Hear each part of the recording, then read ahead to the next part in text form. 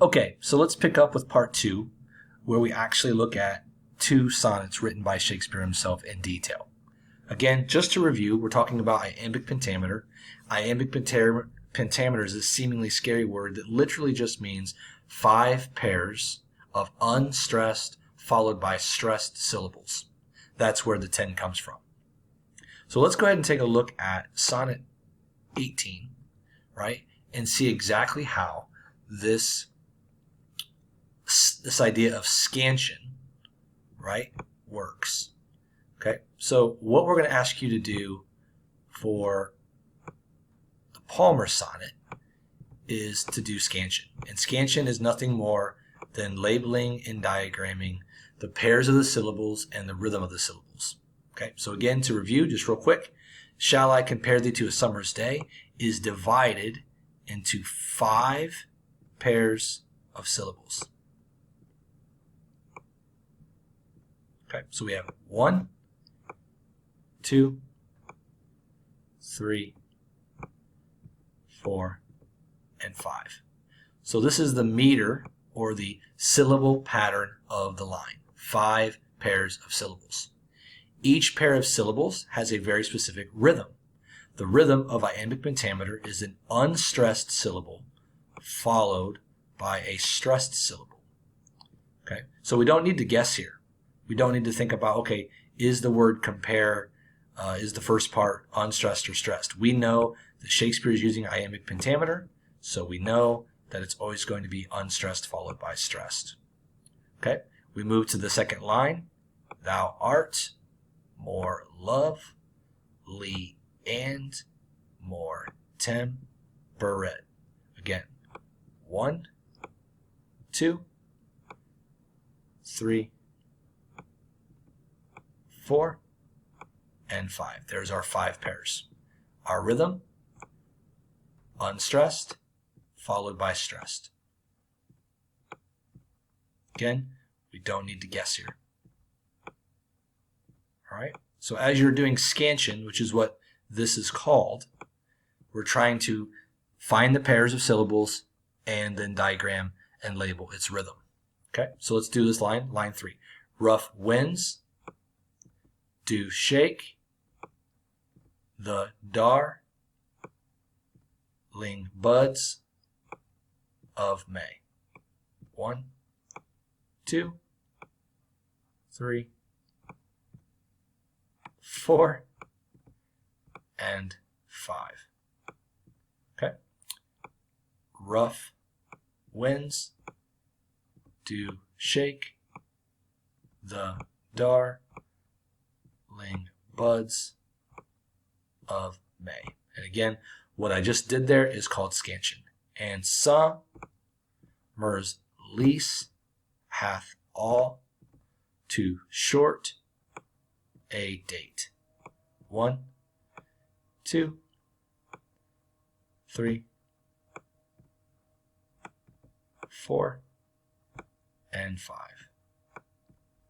Rhythm, unstressed, stressed, unstressed, stressed, and you can see how the rest of the line will follow the same rhythm. Again, when we're doing all of this, dividing the syllables, marking the rhythm, we're doing what's called scansion. Okay? And we can go through the rest of sonnet 18, but we won't, and we'll see that the rhythm and the meter is labeled and diagrammed through scansion the exact same way. Okay?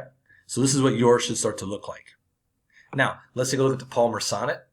All right, this is the ones you're going to be doing for homework. Again, what we'll want to do first and foremost is to label all of the other parts of the form and structure, the line numbers, the rhyme scheme, the quatrains, the couplets, the volta. And then from there, we want to get into scansion, and we want to get into labeling and diagramming the rhythm and the meter of the iambic pentameter. All right, so again, as you get into this, we want to do meter first. If I profane with my unworthy est hand.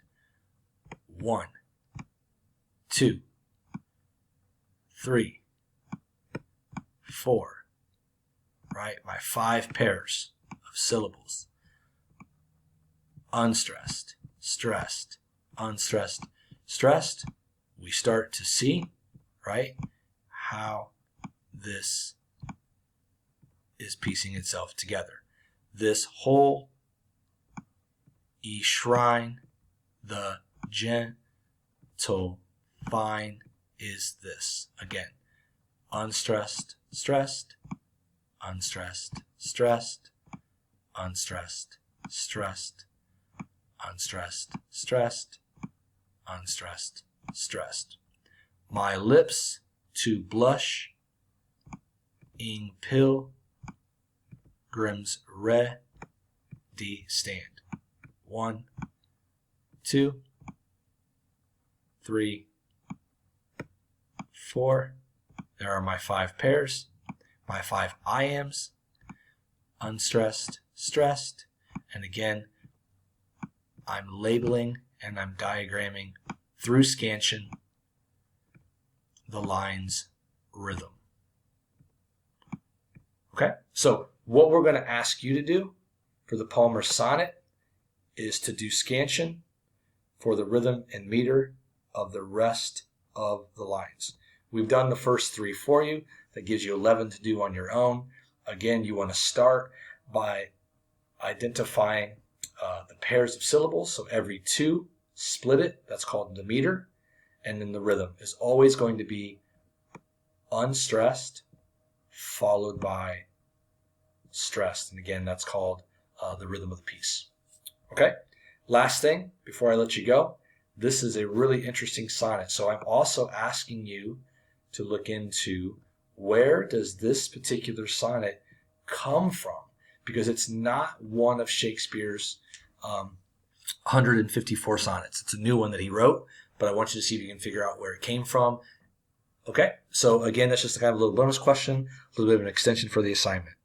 For this assignment, make sure, again, you've labeled and diagrammed all of the parts of the sonnet's form and structure, also now including scansion for the iambic pentameter, scansion for labeling and diagramming the meter and the rhythm of the piece.